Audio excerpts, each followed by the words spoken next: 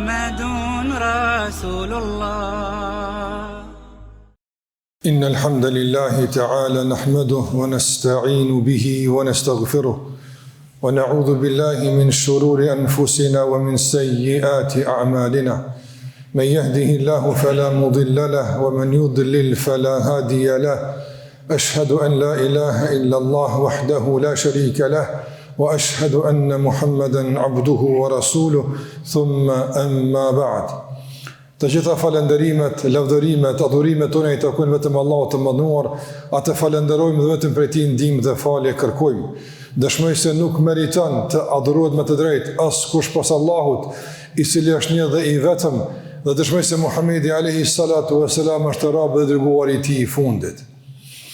Të nderuar vëllezër besimtar, në disa gjuma me radhë jemi duke trajtuar çështjen e imanit. Dhe sado që e zgjatim këtë temë ka çfarë të thuhet rreth saj. Madje nuk zbehet asnjëherë rëndësia e kësaj teme.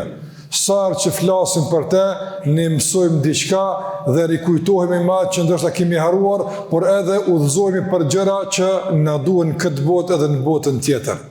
Kemi thënë se çështja e imanit, çështja e besimit në Allahun xhallahu ala dhe tëra asaj që rreshtohet në këtë besim është tema kryesore, është tema boshte e jetës tonë, është në epicentrin e të gjitha angazhimeve, preokupimeve dhe tëra asaj që rrëmben vëmendjen dhe kurreshtin dhe kujdesin tonë. Imani është tema që më shumë për të Allahu flet në Kur'an. Dhe ky iman duhet kuptuar drejt, që t'i përgjigjemi si duhet Allahu te barek o taala, sa na ka ftuar që të besojmë si duhet dhe ta bëjmë këtë iman funksional në jetën tonë të përditshme.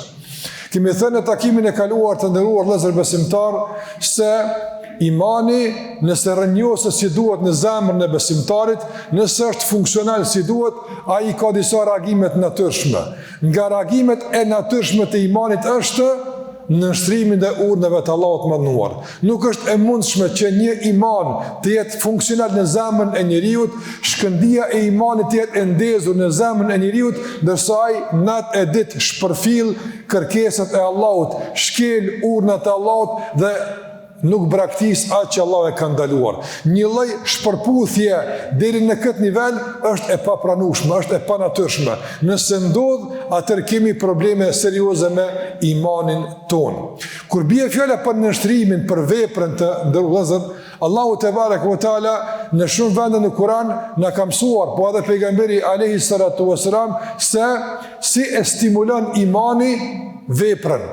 Si në bazë të besimit ne bëhemi vepër mirë. Si në mëson imani që t'jemi praktik, konkret në jetën e përditshme, që të na ruan nga debatet, na ruan nga pretendimet, na ruan nga fjalët boshe të shumta, e të na kthen në binart e praktikës dhe udhëzimit të asaj që na ka mësuar Allahu dhe pejgamberi alayhi salatu wassalam. Ka shumë udhëzime që mund t'i marrim këtu, dua t'i përmend disa shkurtimisht në këtë hutbë. Çështja e parë të ndërvëllezër që ka të bëjë me imanin dhe punët e mira është se imani i legjitimon punët. Do me thonë, çdo punë për me konë e mirë, duhet me kalu përmes imanit. Nëse një punë nuk bëhet me iman, nuk ka mundësi me konë punë e mirë. Po flas punë e mirë në kuptim të meritës që tjetë e shpërblyer tek Allahu te bareke ve teala. Andaj nëse dikush do me bëni punë të mirë, duhet me qenë i motivuar për këtë punë mirë nga imani. Andaj imani është motivues i veprës mirë, por është edhe ai që e legjitimon veprën e mirë. Nuk ka mundësi një punë më u bë përmes imanit e me konë e keqe. Përkundrazi, madje ndodhe kundërta, punë të këqija bën në mungesë të imanit. Punë të këqija bën kur imani është i dobët dhe nuk është funksional. Sa imani është aktiv, sa është imani i gjallë, është funksional, ka edhe vepra të mira. Për këtë arsye Allahu te bareke ve teala në Kur'an sa herë na ka thirrë, na ka udhëzuar për punë mira, këtë e ka bërë përmes imanit. Ja eyyuhalladhina amanu, o ju që keni besuar, u është bërë kjo obligim, largoni nga kjo, kryeni këtë, ndihmoni në këtë e kështu me radhë. Pastaj edhe ka raste shumë të ku Allahu thotë, largoni nga kjo, bëjni këtë. zbatoni këtë rregull, këtë mësim, in kuntum mu'minin. Nëse jeni mu'min, nëse jeni besimtar, atëherë duhet ta bëni këtë. Në Allah mbështetuni. Keni frikë Allahut e mënduar, e kështu me radhë, nëse jeni besimtar. Andaj besimi është boshti i lëvizjeve tona, edhe është motivuesi i lëvizjeve tona. Madje është edhe ai që i legjitimon veprimet tona. Një musliman çdo fjalë, çdo veprim që e bën, duhet ta ketë të legjitimuar nga imani i tij. Çdo vepër të ndërruar vëllezër, merr në rregull në jetë. Çdo fjalë dhe vepër që nuk e legjitimon imanin si të mirë, largohu prej saj. Largohu prej saj. Nga se nuk ka hajr në atë fjalë që nuk e legjitimon imani. Nuk ka hajr në atë vepër që nuk e legjitimon imani. Që imani nuk i thotë se është amelun salih, vepër e mirë. Andaj Allahu xhallahu në Kur'an shpesh thotë innal ladhina amanu wa amilus salihati. Ata që kanë besuar dhe ata që kanë bërë punë të mira. Kjo është lidhja e duhur mes imanit dhe veprës së mirë. Imani nuk kupton sinqeritetin, imani nuk kupton pasimin e pejgamberit alayhi salatu wasalam. Andaj këto dyja janë kriteret elementare, thelbësore për legitimitetin e çdo vepre që të ngritet në nivelin e veprës së mirë. Çdo vepër që ti don, Allahu me ta pranu, duhet të jetë e motivuar nga imani dhe duhet të jetë e ndërtuar mbi bazën e imanit që nuk kupton për hir të Allahut dhe nuk kupton të jetë në frymën dhe në udhëzimet e Muhamedit sallallahu alaihi wasallam. Apo e shihni sa është imani i rëndësishëm dhe sa është ai orientues dhe organizativ në jetën tonë të përditshme. Nëse ka iman, ka punë të mira. Nëse dobësohet imani, dobësohen punë të mira dhe shtohen punë të liga. E kështu me radhë me gjithçka, sikur që e përmendim edhe më herët të nderuar vëllezër besimtar, se shumë punë të liga që janë në shoqërinë tonë, që realisht manifestohen në forma të ndryshme, që përmes shikimit, fjalës, veprës e kështu me radhë, realisht tregojnë dhe manifestojnë një dobësim të besimit, nga sa ato ligësi nuk mund të jenë prezente në mesin e njerëzve që lullzon imani dhe është i ndezur fuqishëm në zemrat e tyre. Ne elhamdulillah jemi shumicë muslimane, jemi shumicë me iman në zemrën tonë. Por çka po kërkojmë? Ne po kërkojmë që ky iman tash të ndizet edhe më tepër, që drita të ndizet më shumë, që udhëzimi të shtohet, qartësia të shtohet dhe me këtë të shtohet edhe zëllshmëria në punë të mira. Të shtohet zëllshmëria në nënshtrim te Allahu të mënduar, e të jemi më vepër mirë, e shumë më pak vepër lig, e shumë më pak vepër këqij. Allahu xhallahu na ruajt. Gjithashtu nga udhëzimet e imanit në raport me veprën është, përveç legitimitetit se kjo është esenciale dhe bazike, përveç kësaj imani na mëson edhe disa çështje me rëndësi në raport me veprën. Të nderuar vëllezër besimtar, imani na mëson që gjithmonë ta bëjmë punën si mësmiri. Do të thotë, pasi që një vepër e ka kaluar testën e legitimitetit, tash besimtari tenton që këtë punë me bë në mënyrën më të përsosur të mundshme, më smiri të mundshme. Imani na mëson cilësinë, imani na mëson kualitetin. Sikur që ka thënë pejgamberi alayhi salatu wasalam, inna Allah yuhibbu idha amila ahadukum amalan an yutqinah. Allahu don që kur dikush prej juve e bën një punë, ta bën ashtu si është më miri. Prandaj besimtar dhe punë shkel e shka nuk lidhen. Besimtar dhe veç formal, pa përmbajtje, pa esencë nuk shkon. Besimtar dhe me kry punë, me mashtrim dhe me fasad, po në brendi gënjeshtër e mashtrim, kjo nuk bën. E kështu me radhë. Besimtari, vepra e tij është gjithmonë e kryer në mënyrën më të mirë të mundshme. Jemi njerëz, mund të kemi lëshime, është normale, gabimet eventuale mund të ndodhin, por përpjekja e besimtarit është që gjithmonë ta bën punën si më miri. Kur të falet si më miri. Kur të flet si më miri. Gjitha këto janë të përfshira në udhëzimet e pejgamberit alayhi salatu wasalam. Muhamedi alayhi salatu wasalam të nderuar vëllezër, sa falte namazin, kishte zakon shpeshherë të thonë të besimtarve, sallu salatal muwaddi. Faluni sikur të ishte namazi i fundit. Si është cilësia e namazit tën kur ti e din se është namazi i fundit? Si është gjumaja jote nëse ti e din se është gjumaja e fundit? A është më cilësore se gjumaja ndryshe kur se ke parasysh se mund të jetë e fundit? Padyshim se po. Andaj gjithmonë pejgamberi alayhis salam stimulante për cilësi edhe përmes këtij udhëzimi dhe këtij realiteti, se një xumë ka me kohën e fundit, një sabah ka me kohën e fundit, një drek ka me kohën e fundit, nga se ne kemi fundin. Andaj besimtari në këtë realitet i përmirëson gjithmonë veprat e tij. Gjithashtu pejgamberi alayhis salam të ndërvozur edhe në situata të tjera na ka mësuar që gjithmonë ta bëjmë punën ashtu si është më së miri. Kur të jap sadaka, më dhon si më së miri. Kur të bën një çfarë do shërbimi, më bëj si më së miri. Nga se besimtari niset nga parimi i besimit e tij dhe nga parimi i kërkimit të shpëlimit për Allahun te barekuhu teala. Andaj kur e bën një punë, ai atë punë realisht nuk e bën për njerëz. Edhe pse u shërben njerëzve me atë punë, edhe pse u kryen punë njerëzve, po në esencë atë punë e bën për Allahun xhallahu ala. E kur e bën për Allahun e ka parasysh se Allahu është i mirë, sikur sa ta pejgamberi sallallahu alajhi wasallam, inna Allaha tayyibun wala yaqbalu illa tayyiba. Allahu është i mirë e nuk pranon përveç asaj që është e mirë. Prandaj se don Allah me ta bëu kabull një vepër, bëne çish duhet. Bëne me të vërtet me dinjitet, me karakter, me morale, edukat, me udhëzime që na ka mësuar pejgamberi alayhi salatu wasalam. Dhe të ndërvozur ajo që na mëson iman në raport me veprën, krahas legitimitetit, krahas përsosmërisë dhe kvalitetit, imani në mëson edhe për vazhdimsinë e veprave. Çdo vepër të nderuar vëllezër, merr në rregull në jetë. Çdo vepër që është nis dhe kryhet përmes imanit, ajo është e vazhdueshme. Ajo është e vazhdueshme, nga se përderisa ka iman në zemër, ka vepra. Patjetër, këto dy janë të lidhura sikur se kemi cek. Prandaj vazhdimësia në bamirësi realisht kushtëzohet me vazhdimsinë e funksionimit të imanit në zemrat tona. Kur vdeq pejgamberi sallallahu alaihi wasallam, u mërzitën shokët e tij shumë dhe kanë pas hak me u mërzit. Kanë pas për kë me u mërzit. Nga se ju ka shkuar njëri që e ka ndriçuar vendin, njëri që i ka qetësuar zemrat, njëri që i ka pajtuar njerëzit me zveti, e shumë të tjera nga mirësit e ardhës e pejgamberit alayhi salatu wasallam në mesin e njerëzve. U hutua njerëzit, u habete njerëzit, sa që Omeri radiallahu anhu thonte, kush ka thonë se ka vdek pejgamberi, ka punë me mu. Ka shkuar të Zoti vetë e kthehet prap. Kështu thënë Omeri, sikur se Musa alayhis ka shkuar tek Allahu 40, pastaj është kthyer me Tevrati kur e ka marr librin e shenjtë.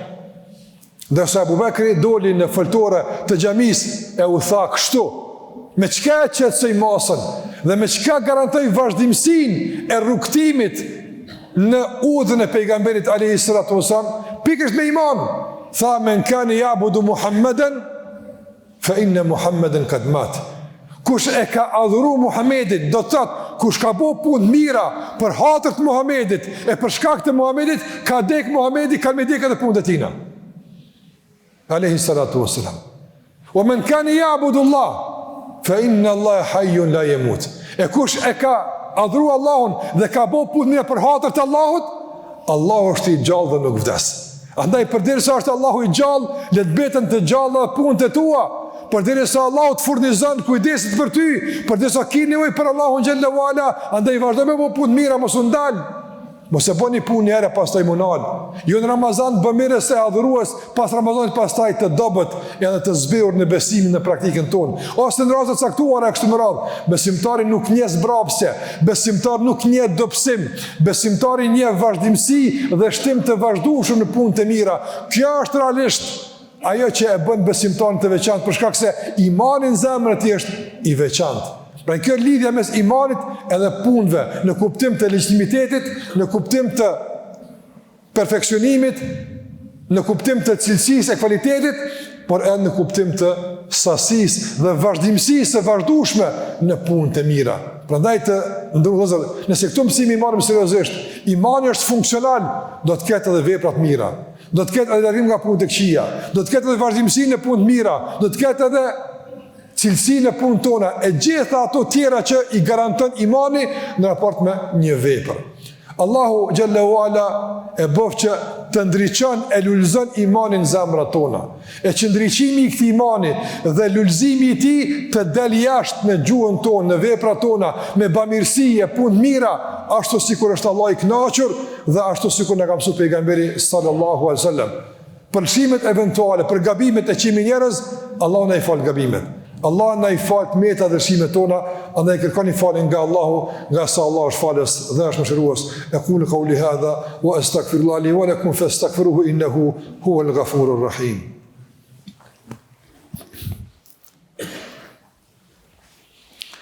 Alhamdulillahi Rabbil Alamin, wa afdalus salati wa tammut taslim ala khayri khalqillahi ajma'in, nabiyina Muhammad wa ala alihi wa sahbihi wa sallam tasliman kathira. Të nderuar vëllezër, edhe një fakt, një realitet i rëndësishëm që ka të bëjë me lidhjen e imanit me punët e mira. Njeriu, të nderuar vëllezër, bën punë të mira, por bën edhe punë të liga. E përmenda merë se nemi njerëz edhe bëjmë gabime. Nuk duhet me e dominu njeriun ngjyra e punëve të këqija. Kemi cek në takimin e kaluar se besimtari ngjyroset me petkun dhe me ngjyrën e imanit. Ngjyrimi i tij është puna e mirë, ngjyrimi i tij është besimi dhe imani, por ka mundësi ky ngjyrim të preket me njolla të mëkatimit. Po ka mundësi, sikur të tesha e pastërt, ka mundësi të njolloset. Nuk ka njëri i mençur që qëllimisht e vesh një tesht të ndyt, të përlyer. Nuk ka njëri kështu apo. Po ajo ndodh pastaj që të përlyhet për shkak të punës, por në esencë e vesh teshtën e pastër, në esencë e vesh teshtën e mirë. Edhe muslimani është kështu. E vesh petkun e besimit, e nëse ndodh më u përlyj, më u prek, nxiton shpejt në e pastru. Prandaj imani na mëson që me rujt petkun e pastër, me rujt ngjyrimin e besimit, por në mësën imani që edhe kur bëjmë dhe një punë të ligë, për shkak se imani s'ka qenë mjaftueshëm dominat në jetën tonë, në mësën që dhe të pendohemi. Imanit mësën mu pendu. Veç ai që ka iman në zemër pendohet. Nga se imani, kur aktivizohet, i mundësën besimtarët me pa shëmtueshmërinë e punës së keqe që aje ka bu. Veç imani kur aktivizohet, i mundësën mësën me kuptu se sa poshtë kara me këtë vepër të keqe. Andaj, në bazë të imanit, tenton më ngrit, tenton me u largu nga punë të këqija dhe nga deregjit e ulta që ka ra në to. Prandaj, nëse imani është funksional, ka dhe pendim. Dhe kështu besimtari përmes imanit të ndërvëzër edhe punën e keqe e shëndër në punë të mirë. Se lemo punë të e mirë ato. E përmenëm që imani punën e mirë në mëson që është du të me bo. E punën të këqia që ka ju për imani? Punën të këqia imani i thot mu pendu, mu largu për tyne, e kur t'i largosh për tyne, për shkak të imanit, për shkak të besimit dhe pendimit, punë të këqia shëndronë në punë të mira. A ka inkurim më i madh për pendim se që kjo?